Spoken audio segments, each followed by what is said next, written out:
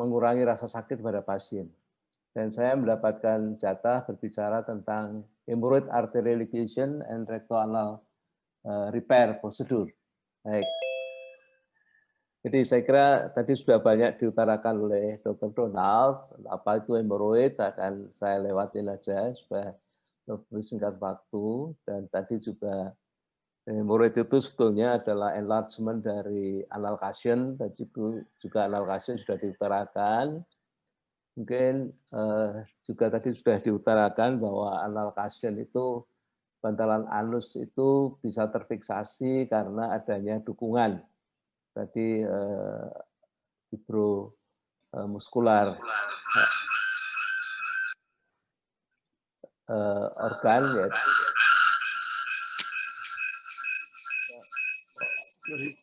Ada suara gini ada. Halo? Sudah bebas? Baik. Jadi ada kita mengenal ligamentum palp dan muscular dari trach yang akan memegang dari plexus venosus di anal cushion, ya, sehingga kerusakan dari ligamentum teres dan muscular straight dan ligamentum palp ini adalah yang menyebabkan prolaps, ya. Dan di antara di situ tuh ada plexus venosus yang mana itu merupakan sinusoid yang mana terbukti bahwa itu bukan merupakan hubungan arteri dan vena itu tidak lewat kapiler, tapi langsung lewat ke sinusoid. Ini dibuktikan dengan foto angiografi bahwa langsung dari arteri itu ke sinusoid baru ke vena. Ya. Dan tadi juga sudah diutarakan bahwa di antara arteri dan venus itu ada semacam pembuluh darah yang mempunyai dinding yang tebal, ya, 5 sampai 15 layer dari tunika media, dan itu akan mengatur aliran arteri ke sinusoid, ya. Dan itu ternyata nanti akan melipis pada hemoroid, ya. Jadi anal cushion itu menjadi penting, tadi sudah diutarakan, karena dia sangat berperan dalam menjaga continence. Jadi artinya bahwa selama resting kita duduk ini, sphincter ali internalnya kontraksi menutup, tetapi tidak cukup kalau hanya sphincter ali interna. Dibutuhkan anal cushion. Jadi dikatakan bahwa sphincter ali internalnya peranannya 60-70%, sementara anal cushion-nya 30-40%. Sehingga kalau kita itu operasi hemoroid dengan membuang semua anal cushion yang dulu dikenal dengan operasi Whitehead itu sering ada masalah, termasuk incontinence, termasuk juga sensitivitas dari anal cushion, daerah anus itu hilang, sehingga tidak bisa mendiferensiasi apakah saya mau kentut atau mau berak. Itu karena sarafnya sangat bagus di situ. Ya. Dan tadi sudah diutarakan sphincter-like structure di pembuluh darah di antara arteri dan vena itu, atau arteri dan sinusoid itu pada hemoroid itu menjadi tipis, menjadi hilang, ya. Kemudian juga ada penelitian yang bisa menunjukkan bahwa diameter arteria rectalis superior itu pada hemoroid itu melebar, dan makin tinggi derajat hemoroidnya makin lebar. Ini bisa dilihat pada grade 1, grade 2, grade 3, 4. Jadi makin lama makin melebar, baik itu diameternya maupun velocity-nya, kecepatannya, alirannya, ya. Itu sudah ditunjukkan, sehingga dikatakan bahwa ini cukup memberikan bukti yang cukup kuat bahwa arterial blood flow itu menjadi relevan di dalam perkembangan hemoroid, ya. Dan dikatakan kejadian hemoroid vaskular dilatasi itu lebih dikarenakan peningkatan volume arteri dan velocity-nya dibanding hanya sekedar venostasis, ya. Ini jadi arteri rectalis superior pada hemoroid itu menjadi lebih lebar, tadi flow-nya lebih tinggi, velocity-nya menjadi tingkat. Ya, ini berkorelasi dengan grading tadi, ya. Sehingga tadi di dalam patologi hemoroid itu tidak hanya sekedar abnormal dilatasi dan dari sinusoid tadi, tapi juga terjadi destructive change dari supporting connective tissue ya, great muscle dan part ligament. Selain ada inflammatory reaction dan juga vascular hyperplasia.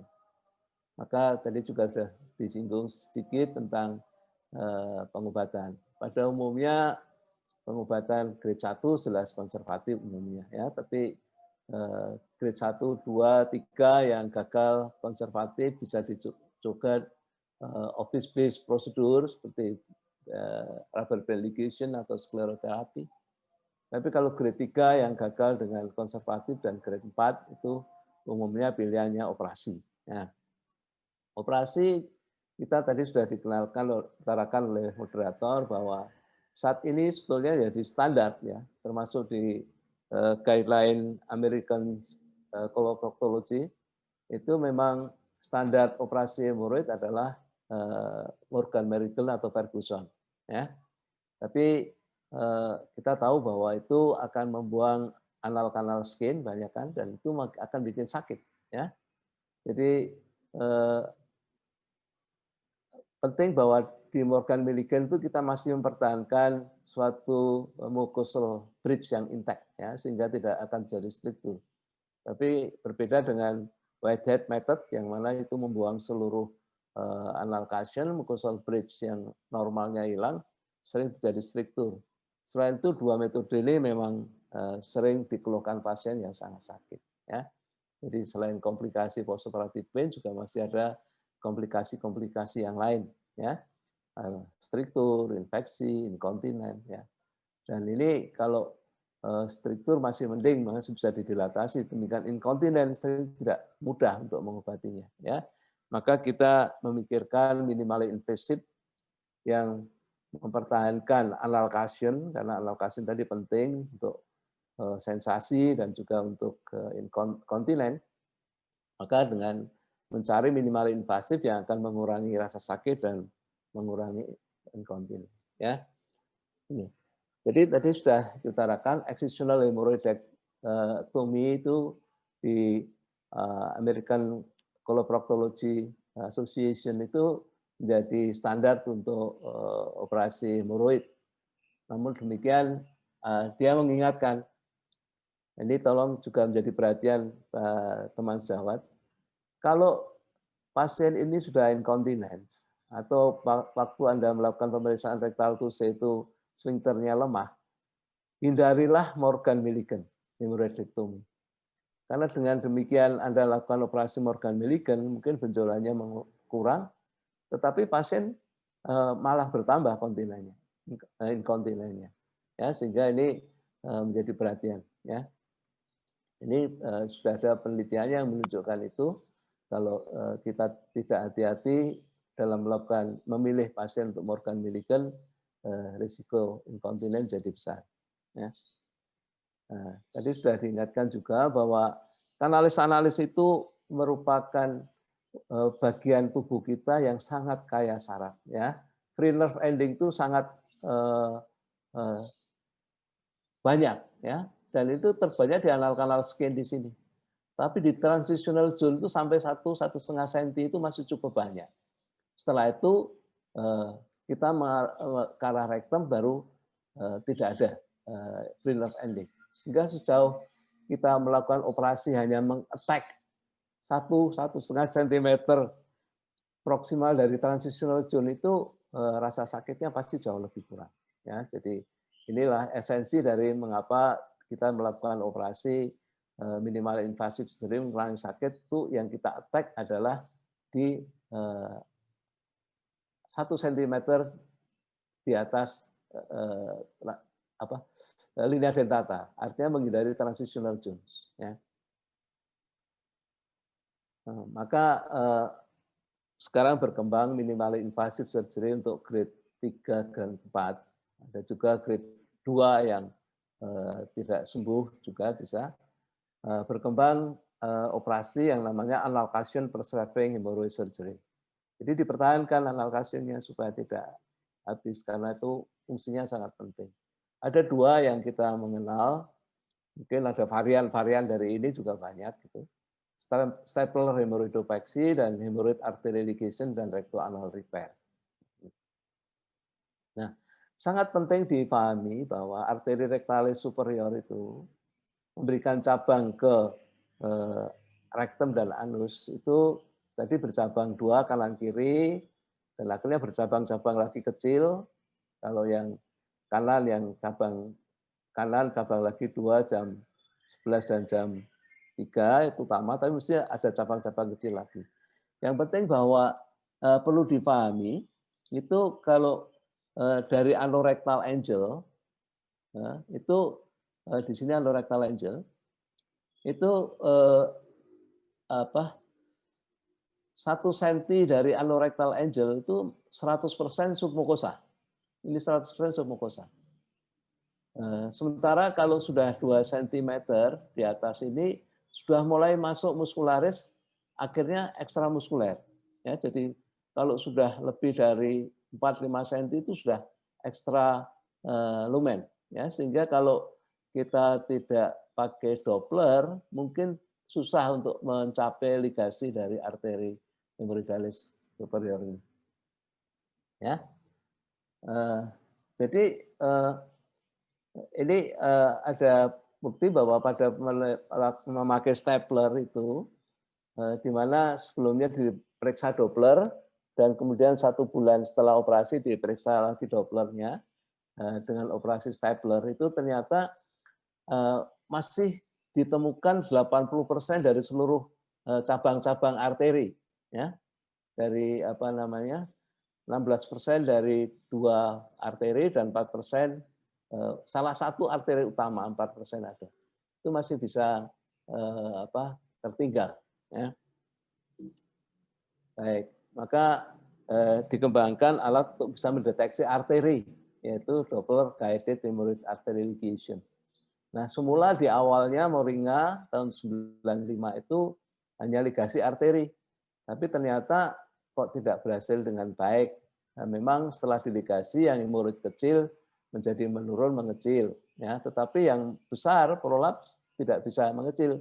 Maka tahun 2005 ditambahi dengan rectoanal repair, yaitu mukopeksi dengan melakukan penjahitan anal kasien yang prolap kemudian ditarik ke atas. Ya. Ini beberapa langkah dan ini memang kalau mau baik ya dilakukan workshop. Ini kita bisa belajar sebenarnya dengan mudah bahwa dengan guided USG di sini kita bisa mendeteksi arteri. Biasanya kalau tadi saya lihat bahwa supaya tidak terlalu pasti kena itu jarak denyutan di sini 5 mili, ya, kurang dari 5 mili. Kalau lebih dari 5 mili biasanya akan sulit. Ya, setelah kita lakukan ligasi, kita lakukan jahitan continuous untuk menarik yang prolap itu ke kranial. Maka yang jadi sangat penting, jahitan pertama itu harus mengenai muskularis sebagai fiksatornya. Karena kalau jahitan pertama tidak mengenai muskularis, malah justru yang dari atas bisa tertarik ke bawah.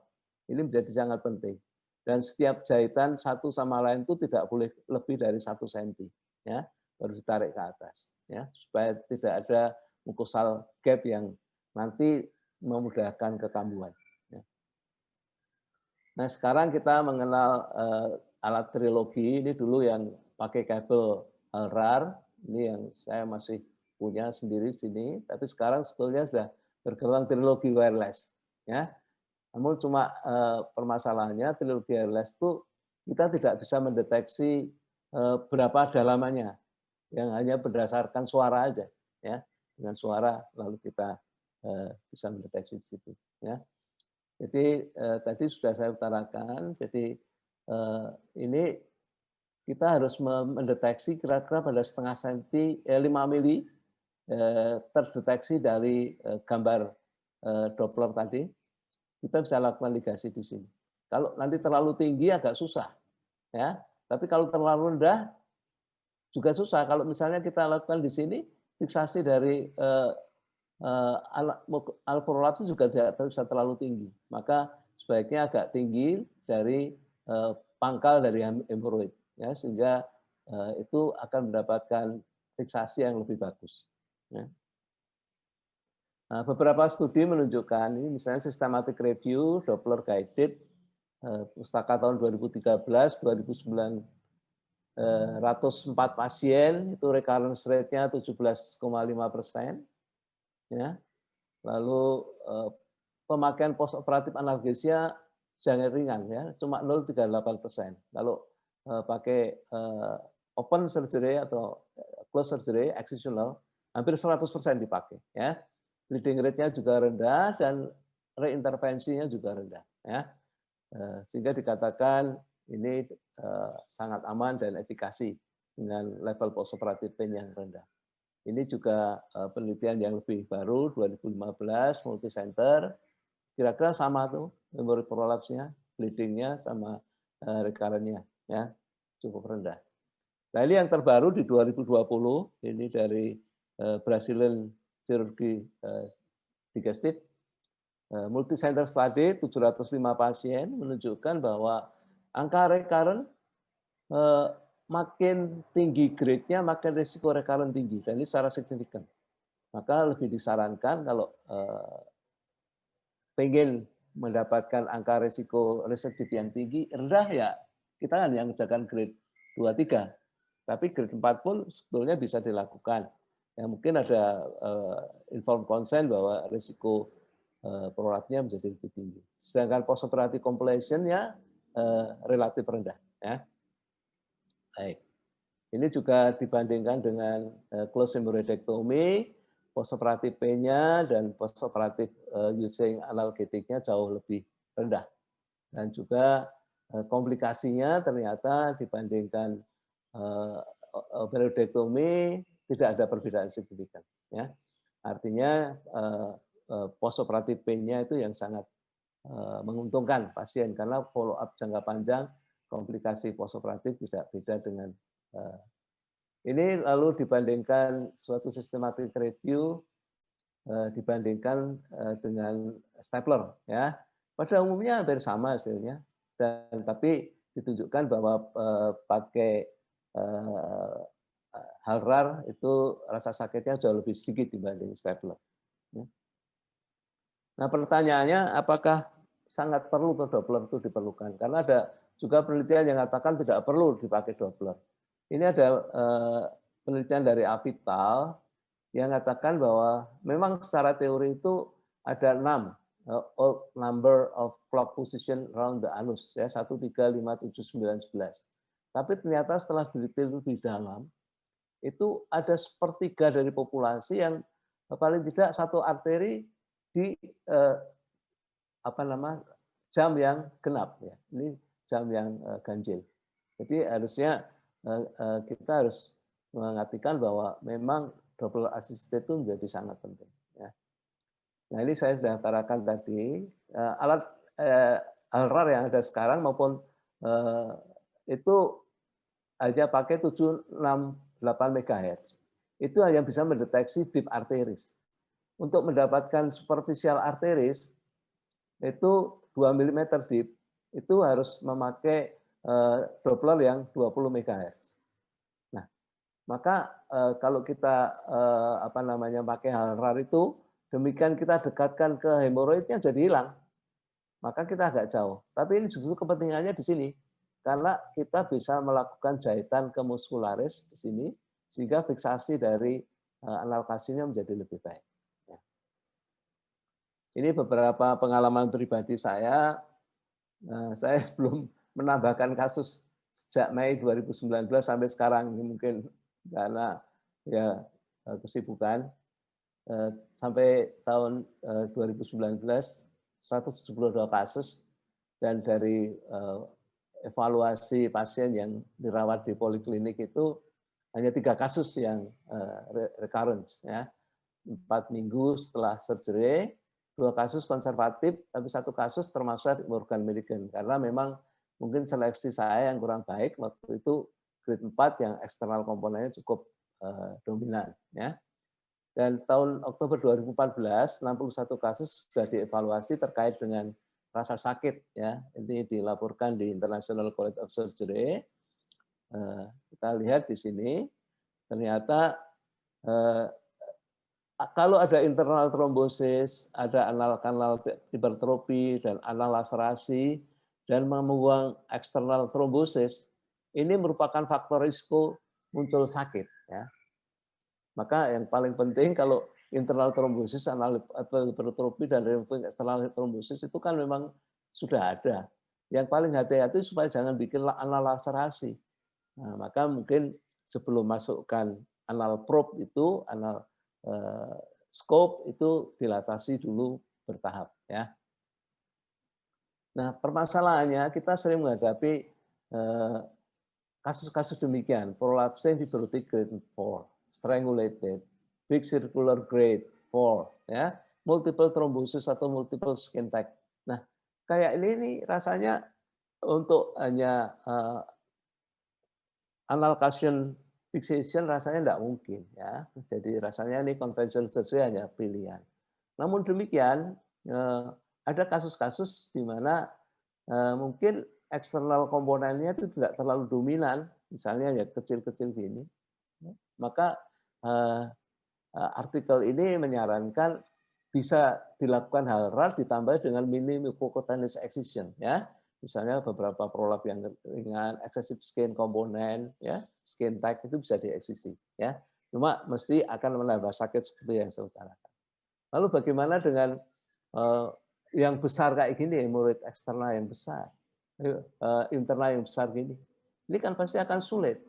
Kalau dilakukan Morgan Milligan, ini setelah di Morgan Milligan dengan 3 komponen utama jam 3, jam 7, jam 11, masih nampak meskipun ada mucosal bridging yang normal di antaranya, tetapi pasien pasti nggak puas ini kalau demikian dan masih butuh waktu untuk kembali.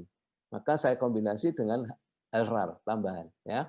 Jadi yang di jam 9 dan di jam 5 sama jam 2 saya tambahkan LRAR. Ya, ternyata pasien bisa sembuh puas karena sudah tidak ada benjolannya dan tidak muncul struktur dalam follow up karena mucosal bridge-nya masih dipertahankan. Ya, dan yang paling akhir ini memang dengan menambahkan eksisi-eksisi tadi pasti membuat sakit. Ya, untuk itu kalau kita sudah tawarkan bahwa hal itu tidak sakit, kalau menambahi eksisi seperti tadi, seperti hasil penelitian saya tadi, mesti kita harus tambahin sesuatu. Salah satu adalah blok, ya. Kalau bisa pudendal blok, ya, oke dah kita dipakai jari.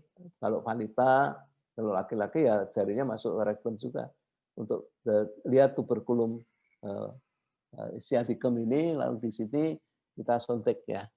Tapi kalau ini malah kesulitan, silakan perianal blok aja melingkar itu sudah memberikan rasa sakit yang kurang, ya. Nah, postoperatif informasi sangat penting pada setelah RAR, bahannya ada rasa sedikit sakit, mungkin ada perdarahan ringan, mungkin kadang-kadang ada beberapa temporary urine retention, dan kadang ada merasa ingin berak, ya. Padahal tidak ada feses di dalamnya. Ini kadang sampai 2 minggu, kadang ada fecal incapacitation dan beberapa prolapsing. Maka instruksinya sebaiknya mengurangi sakit itu kombinasi paracetamol, ibuprofen itu sangat bagus. Jangan lupa memberikan makanan tinggi serat, ya, untuk mencegah fecal infection. Mungkin kalau ada rasa nggak enak, sit bath aja di dalam air hangat itu ternyata cukup memberikan rasa sakit. Dan yang penting jaga kebersihan. Dan diingatkan kalau meskipun Anda ingin merasa ingin berak, kalau tidak masih bisa ditahan, karena ini ada rasa itu, jangan dipaksa-paksakan, karena sebenarnya di dalamnya nggak ada feses. Aktivitas yang berat dihindari, tidak mengangkat 5 kg, dan jalannya yang rileks dulu aja. Nah, ini untuk woman terutama, tapi sebetulnya men juga disarankan untuk tidak hubungan seksual selama 2 minggu. Terakhir, jadi problem konvensional hemoroidektomi tadi pain itu sehingga para ahli mencoba mencari yang lebih kurang sakitnya dan lebih sedikit komplikasi. Dan dasar dari adanya arteri yang melebar dan arteri venosan tadi menjadi dasar untuk operasi dengan anal calcium preserving surgery. Anal calciumnya dipertahankan baik itu dengan hal rar maupun stapler. Ya. Postoperative information itu menjadi sangat penting supaya pasien terbebas dari rasa sakit dan komplikasi. Saya kira demikian.